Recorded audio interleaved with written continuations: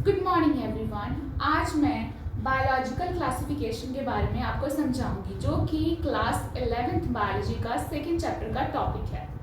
Okay, अब देखिए, firstly मैं आपको बताती हूँ बायोलॉजिकल क्लासिफिकेशन होती क्या है। Biological classification is the scientific procedure of arranging organisms into groups और सब groups on the basis of similarities and dissimilarities and placing them into groups in the hierarchy of categories।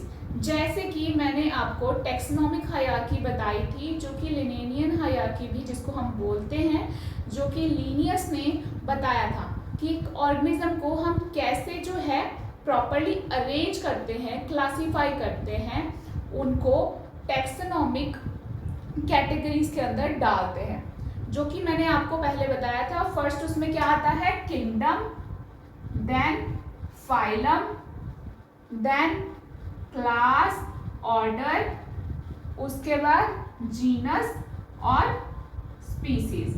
आप ऐसे इसको याद कर सकते हो कि हमने टेक्सोनोमिक कैटेगरीज जो हैं कैसे एक ऑर्गेनिजम्स की लिखनी है। इसमें क्या है, फर्स्ट जो है सबसे बिगेस्ट ऊपर वाला जो आता है सबसे पहले किंगडम, और जैसे जैसे हम नीचे जाते हैं और लास्ट वाला जो आता है उसको क्या बोलते हैं, स्पीसीज। ओके, ये है टेक्सोनोमिक कैटेगरीज को कैसे हम अरेंज करते हैं, या फिर hierarchy of taxonomic categories. Okay, या फिर हम एक ऑर्गेनिज्म को कैसे क्लासीफाई करते हैं। अब ये देखिए, जैसे कि इन्होंने बोला कि इसकी डेफिनेशन क्या है, कि ये क्या है, एक साइंटिफिक प्रोसीजर है, एक साइंटिफिक तरीका है जिसमें हम एक ऑर्गेनिज्म को ढूंढते हैं और उसको ग्रुप्स और सब ग्रुप्स में अरेंज करते हैं और एक हायरार्की के अंदर प्रॉपरली उसको टेक्सोनोमिक कैटेगरीज देते हैं। जैसे कि फर्स्ट उसका किंगडम बताते हैं, देन उसका फाइलम या फिर स्पीसीज। ओके, ये सब होता है बायोलॉजिकल क्लासिफिकेशन के अंदर। अब नेक्स्ट देखिए, नीड फॉर क्लासिफिकेशन। अब हमें क्लासिफिकेशन की क्या जरूरत पड़ी, क्लासिफिकेशन की क्यों जरूरत है, क्योंकि हम सभी ऑर्गेनिज्म को स्टडी नहीं कर सकते। It is not possible to study every organism. Okay, अगर हमने एक ऑर्गेनिज्म को फाइंड कर लिया है, चाहे वो प्लांट है या फिर एनिमल है, जैसे कि हमने सनफ्लावर को जैसे कि हमने ढूंढा। ओके, अगर कुछ प्लांट है जैसे कि डेजी है, काफ़ी जो करेक्टरिस्टिक जो होते हैं डेजी के वो सनफ्लावर से सिमिलर होते हैं, तो हमें पता लग जाएगा ये जो डेजी प्लांट है वो सनफ्लावर से काफ़ी सिमिलैरिटी शो कर रहा है। तो इसीलिए हम क्या करेंगे, उसको सेम ग्रुप में डाल देंगे जिसमें जो है सनफ्लावर है। ओके, तो हमें बार बार उसका किंगडम, फाइलम, क्लास, ऑर्डर बताने की कोई ज़रूरत नहीं है, उसके करेक्टर्स को बार बार बताने की कोई ज़रूरत नहीं है। तो इसीलिए क्या है, क्लासिफिकेशन की ज़रूरत है, नीड फॉर क्लासिफिकेशन। अब सेकेंड पॉइंट देखिए, without any system of classification organisms can not be identified. अगर हमें प्रॉपर क्लासिफिकेशन का सिस्टम ना पता हो, जैसे कि मैंने आपको ऑर्डर बताया है, तो हम उसको प्रॉपरली क्लासीफाई नहीं कर सकते। हम एज इट इज उसका नेम कैसे पता करेंगे, तो इसीलिए जो है हमें सिस्टम ऑफ क्लासिफिकेशन की जरूरत है। ऑल टाइप्स, अब थर्ड पॉइंट देखिए, all types of organisms do not occur in one locality. अब सारे ऑर्गेनिज्म जो हैं एक जगह तो रहते नहीं हैं, जैसे कि कैट फैमिली है, कैट फैमिली के अंदर बहुत सारे एनिमल्स आते हैं। जैसे कि कैट फैमिली के अंदर कैट आती है, टाइगर आता है, लायन आता है और चीता आते हैं, ठीक है, डिफरेंट आते हैं। बट ये चारों जो भी हैं स्पीसीज जो कि कैट फैमिली के अंदर आती है, ये सारी डिफरेंट लोकेलिटी में रहते हैं।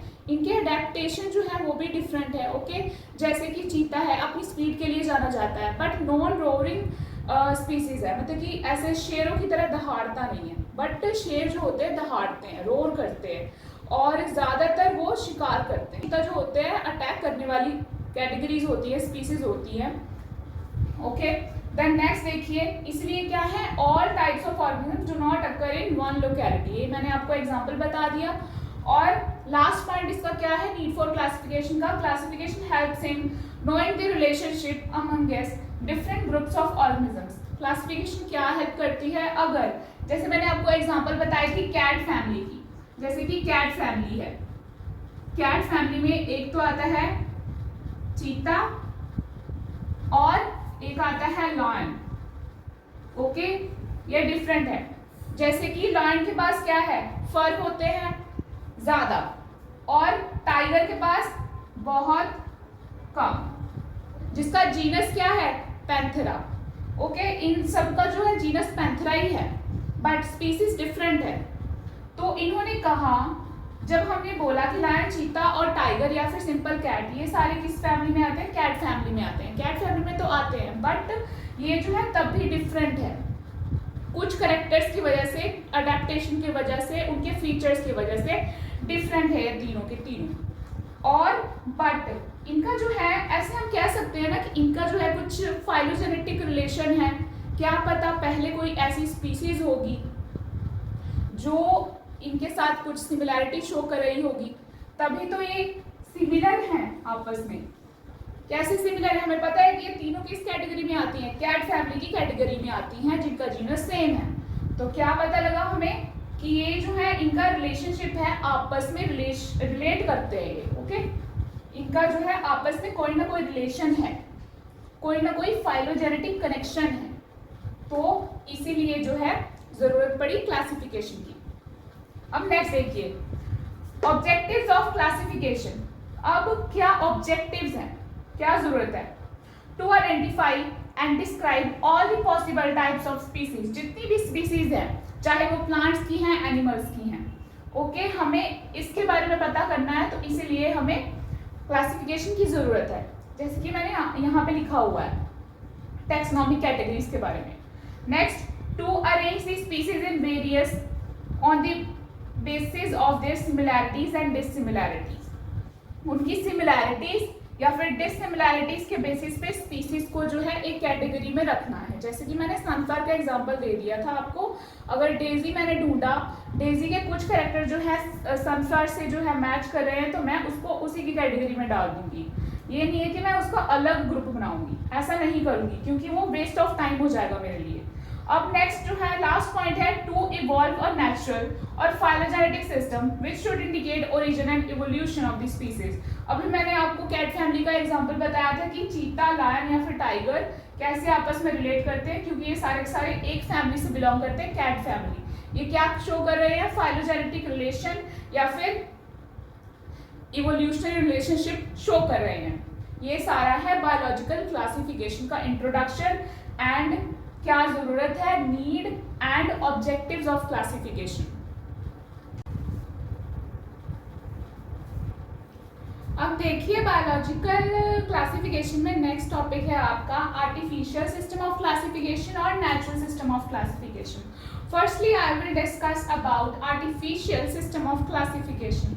आर्टिफिशियल सिस्टम ऑफ क्लासिफिकेशन में क्या होता है कि this is use for quick identification. अगर जल्दी आइडेंटिफाई करना है किसी भी ऑर्गेनिज्म को, तब हम इस सिस्टम को यूज करते हैं। सेकेंड पॉइंट है कि ये क्या है, एक से ज्यादा मॉर्फोलॉजिकल ट्रेट या फिर कैरेक्टर्स को यूज करता है जब ऑर्गेनिज्म को क्लासिफाई करना होता है इसके अंदर, आर्टिफिशियल सिस्टम के अंदर। और थर्ड पॉइंट है, it uses habit and habitat age criteria for grouping. जैसे कि एरिस्टोटल थे, एरिस्टोटल जो कि हमारे फिलोसफर थे, इन्होंने क्या कहा कि अगर, जैसे कि इन्होंने ऑर्गेनिजम्स को दो कैटेगरी में डाला, एक तो इनाइमा on the basis of red blood cell की एब्सेंस या फिर प्रेजेंस के बेसिस पे। इनाइमा का मतलब red blood cells with RBC, जिसके अंदर रेड ब्लड सेल प्रेजेंट है। जैसे कि एग्जांपल इसमें क्या है, वर्टिब्रेट्स, जैसे कि मैमल्स। ह्यूमंस के केस में क्या है, रेड ब्लड सेल प्रेजेंट होते हैं। ओके, इनाइमा मतलब कि जिसमें रेड ब्लड सेल प्रेजेंट है, जैसे कि हम। और अनाइमा, अनाइमा का मतलब विदाउट आरबीसीज, जिसमें आरबीसीज नहीं है, जैसे कि इनवर्टिब्रेट्स। इनवर्टिब्रेट्स का बेस्ट एग्जांपल है इंसेक्ट्स। ओके, इंसेक्ट्स के केस में ये एरिस्टोटल ने बताया रेड ब्लड सेल के प्रेजेंट और एब्सेंट के बेसिस पे पे उन्होंने ऑर्गेनिज्म की क्लासिफिकेशन कर दी, उनके हैबिट के बेसिस पे और हैबिटेट के बेसिस पे। अब जैसे मैंने आपको थर्ड पॉइंट बताया था, इसमें आर्टिफिशियल सिस्टम में हैबिटेट के बेसिस पे कैसे उन्होंने ग्रुपिंग की थी।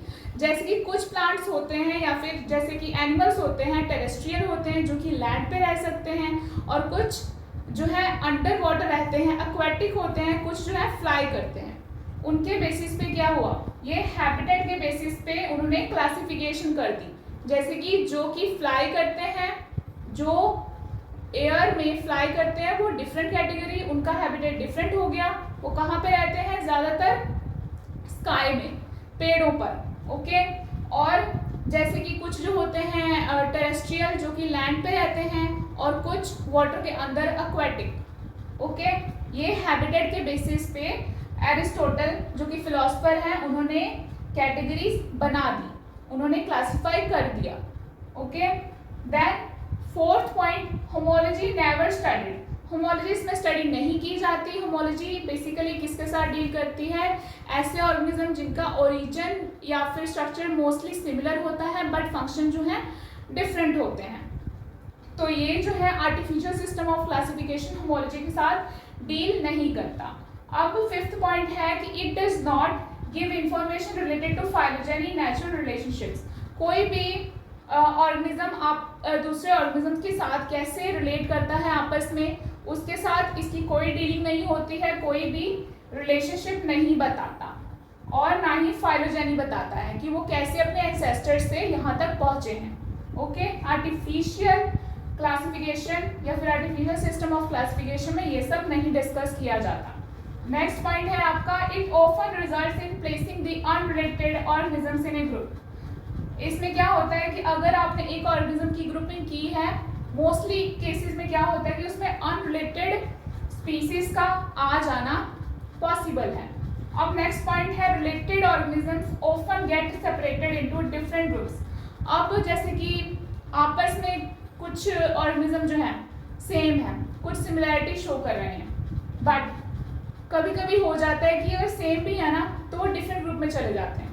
तो इसलिए क्या होता है, related organisms often get separated into different groups, okay. तो इसमें एरर आने के चांसेस ज़्यादा होते हैं आर्टिफिशियल सिस्टम ऑफ क्लासिफिकेशन में।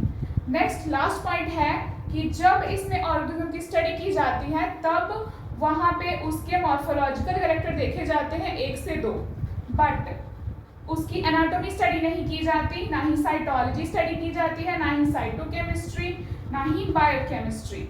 ये सब फील्ड उसके रिलेटेड स्टडी नहीं की जाती, बस उसके मॉर्फोलॉजिकल कैरेक्टर के बेसिस पे उसको क्लासिफाई कर दिया जाता है। नेचुरल सिस्टम ऑफ क्लासिफिकेशन का फर्स्ट पॉइंट बोल रहा है कि natural system classification often employ artificial keys for quicker identification in the field because the system as such is difficult to operate in the field. कभी कभी artificial keys की help भी लेनी पड़ती है नेचुरल सिस्टम ऑफ क्लासिफिकेशन में, कि हमारी जो क्लासिफिकेशन का टाइम है बच जाए और जल्दी क्लासीफाई हम कर लें किसी भी ऑर्गेनिज्म को। अब नेक्स्ट पॉइंट है, this system employees several morphological characters for grouping of organisms. अब ये नहीं है कि 1 से 2 हम कैरेक्टर जैसे कि आर्टिफिशियल वाले में ले रहे थे वैसे लेने हैं इसमें। नेचुरल वाले में हमने बहुत सारे फील्ड की स्टडी करनी होती है जब हम एक ऑर्गेनिज्म को क्लासीफाई करते हैं नेचुरल सिस्टम ऑफ क्लासिफिकेशन में।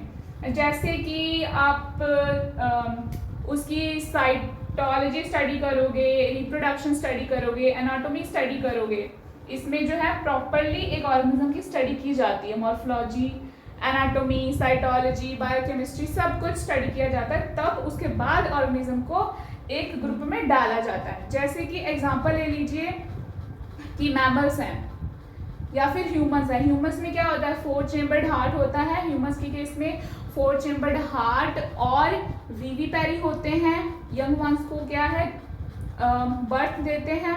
एंड और क्या होता है, डिफरेंस कैसे है, जैसे कि बर्ड्स के केस में 4 चेम्बर्ड हार्ट है और आरबीसी कैसे होते हैं, nucleated erythrocytes, okay. But humus के केस में डी न्यूक्लिएटेड इरिथ्रोसाइट्स या फिर आरबीसीज आप बोल सकते हो। और जो बर्ड्स क्या होते हैं, ओवीपेरी। एंड जो फिशेस होती हैं उनके जो 2 चेम्बर्ड हार्ट होता है और उनके जो लिम्स 4 लिम्स नहीं होते, क्या होते हैं उनके उनके होते हैं fins, okay, in case of foldings. और वो कैसे रिस्पायर करती हैं, गिल्स के थ्रू, और ह्यूमस कैसे करते हैं, लंग्स के थ्रू, ओके।